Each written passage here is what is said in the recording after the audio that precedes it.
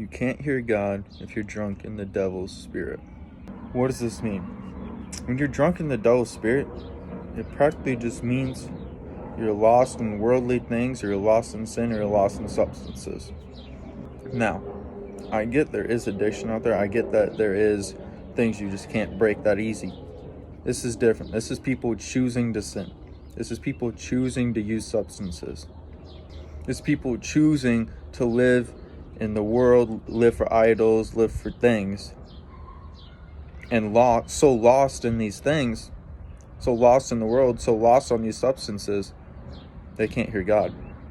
They can't understand Him. They don't feel His presence. They don't feel the Holy Spirit because they're lost in the world.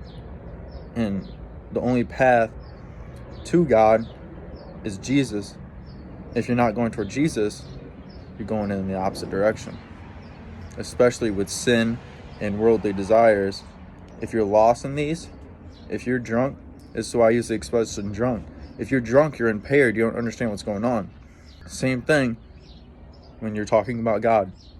If you're drunk in the devil's spirit, you're drunk in the world, you're drunk in sin, you're lost in it, you can't understand God. You can't hear Him. You can't feel His presence because you're impaired by the devil. Think about that. There's some things you really have to cut off or really try to cut off. I get it's hard sometimes to cut some of this bad stuff out, but you need to go toward Jesus. You need to follow His path, and He'll align things, and He'll help you break your addictions. But you need to go towards Him. You can't just willingly be living for this world, willingly be impairing yourself from this sin. It's not going to work. Think about it.